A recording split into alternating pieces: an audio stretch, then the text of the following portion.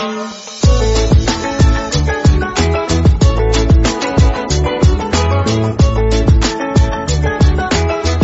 The lord. ప్రభువైన యేసుక్రీస్తు వారు ఈరోజు మనకు అందిస్తున్నటువంటి వాగ్దానం యిర్మీయా 17వ అధ్యాయం 10వ వచనం.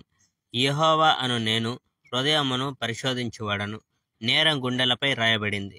యూదా ప్రజల పాపం తుడిచివేయలేని చోట రాయబడింది. వారి పాపాలు ఇనుప కలంతో రాతిలోకి చెక్కబడ్డాయి. వారి పాపాలు వజ్రపు మొనతో రాతిలోకి చెక్కబడ్డాయి. వారి గుండెలే ఆ రాతి పలకాలు. బూటకపు దేవుళ్లకు అంకితం చేసిన బలిపీఠాలు వారి పిల్లలకు గుర్తున్నాయి.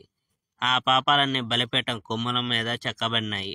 అషేరు దేవతలకు అంకితం చేయబడిన దేవతా చెక్క స్తంభాలు కూడా వారికి గుర్తున్నాయి. కొండల మీద పచ్చని చెట్ల కింద జరిగిన తంత్రాలన్నీ వారికి గుర్తున్నాయి. మైదాన ప్రదేశాల్లో గల పర్వతాల మీద జరిగిన సంగతులు వారికి గుర్తున్నాయి. యూదా ప్రజలకు నిధి నిక్షేపాలున్నాయి. వాటిని నేను అన్య ప్రజలకు ఇచ్చివేస్తాను. మీ దేశంలో గల ఉన్నత స్థలాలన్నీ అనగా పూజా ప్రదేశాలు ప్రజలు నాశనం చేస్తారు. ఆ ప్రదేశాల్లో ఆరాధన చేసి మీరు పాపం చేశారు.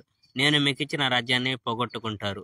మీ విరోధులు మమ్మల్ని బానిసలుగా తీసుకొని పోయేలా చేస్తాను. ఎందువలనంటే నేను చాలా కోపంగా ఉన్నాను. నా కోపం దహించే అగ్నిలా ఉంది. మీరు అందులో శాశ్వతంగా కాలిపోతారు. ప్రజలలో నమ్మిక మరియు దేవునిలో నమ్మిక. యెహోవా ఈ విషయాలు చెప్పుచున్నాడు. ఇతర ప్రజలను నమ్మేవారికి కీడు జరుగుతుంది. బలం కొరకు ఇతర ప్రజలపై ఆధారపడే వారికి కష్ట నష్టాలు వస్తాయి. ఎందువలనంటే ప్రజలు యెహోవాను నమ్ముట మానివేశారు. ఆ ప్రజలు ఎడారిలో పొదలా ఉన్నారు.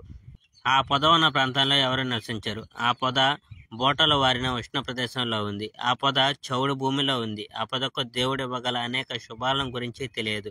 కానీ యెహోవాలో నమ్మిక గల వ్యక్తి ఆశీర్వదింపబడతాడు. ఎందువలనంటే తనను నమ్మి వచ్చిన యెహోవా నిరూపిస్తాడు. నీటి వనరులున్న చోట నాటిన చెట్ల వలె ఆ వ్యక్తి ఏపుగా బలంగా ఉంటాడు. నీటి వనరులున్న చెట్లకు బలమైన వేళ్లుంటాయి.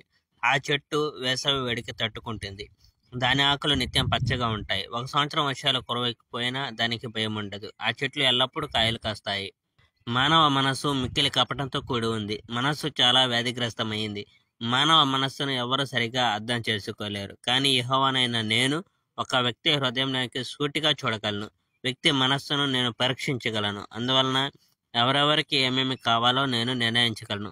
ప్రతి వ్యక్తికి వాని పనికి తగిన జీతభత్యం నేను ఇవ్వగలను. Praise the lord. God bless our India.